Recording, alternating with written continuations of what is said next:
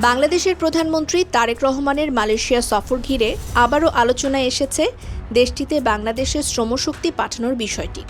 তবে মালয়েশিয়া এবং বাংলাদেশের মধ্যে নতুন করে জনশক্তি রপ্তানি পরিধি বাড়ানোর আগে বর্তমানে মালয়েশিয়ায় অবস্থানরত বাংলাদেশি কর্মীদের অমীমাংসিত সমস্যাগুলো সমাধানের জোর দাবি জানিয়েছে দেশটির বেসরকারি মানবাধিকার ও শ্রমিক অধিকার সংস্থা তেনাগানিতা।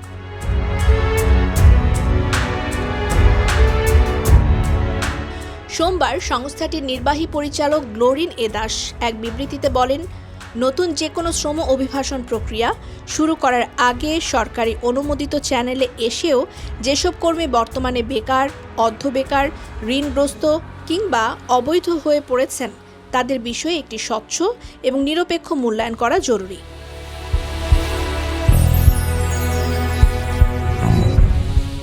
গ্লোরিন এদাস প্রশ্ন তোলেন, যেখানে হাজার হাজার কর্মী বৈধভাবে এসেও উপযুক্ত কর্মসংস্থান পাচ্ছেন না, ঋণের জালে জর্জরিত হচ্ছেন এবং নিজেদের কোনো দোষ ছাড়াই অনথিভুক্ত হয়ে পড়েছেন, সেখানে নতুন করে কর্মী নিয়োগের যৌক্তিকতা কোথায়?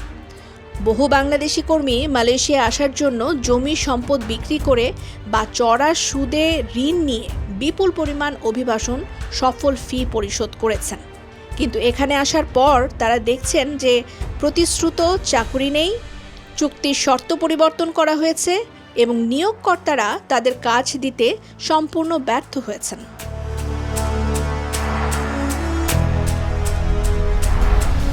এই চরম বাস্তবতায় তেনাগানিতা উভয় দেশের সরকারের প্রতি আহ্বান জানিয়ে বলেছেন, নিয়োগ জালিয়াতি, চুক্তির হেরফের, কাজ না পাওয়া, ঋণের দাসত্ব এবং নিয়োগকর্তাদের ব্যর্থতার কারণে যারা অনথিভুক্ত হয়েছেন তাদের প্রকৃত সংখ্যা এবং অবস্থা নির্ধারণে একটি স্বাধীন ও স্বচ্ছ তদন্ত কমিটি গঠন করা হোক।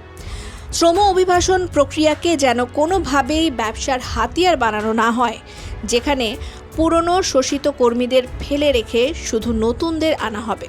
অভিবাসী শ্রমিকদের কেবল মুনাফা অর্জনের পণ্য বা রেমিটেন্স উৎস হিসেবে না দেখে তাদের অধিকার, মর্যাদা এবং কল্যাণকে অগ্রাধিকার দেওয়ার আহ্বান জানানো হয়েছে।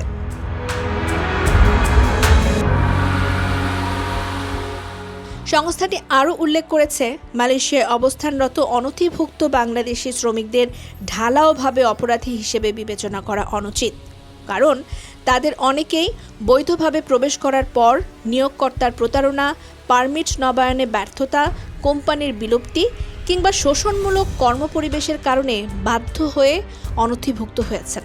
তাই তেনাগানিতা মালয়েশিয়া সরকারকে একটি অধিকারভিত্তিক নিয়মিতকরণ বা বৈধকরণ প্রক্রিয়া চালুর অনুরোধ জানিয়েছে, যাতে এই ভুক্তভোগী কর্মীরা গ্রেফতার বা শাস্তির ভয় ছাড়াই পুনরায় আইনি মর্যাদা ফিরে পেতে পারেন।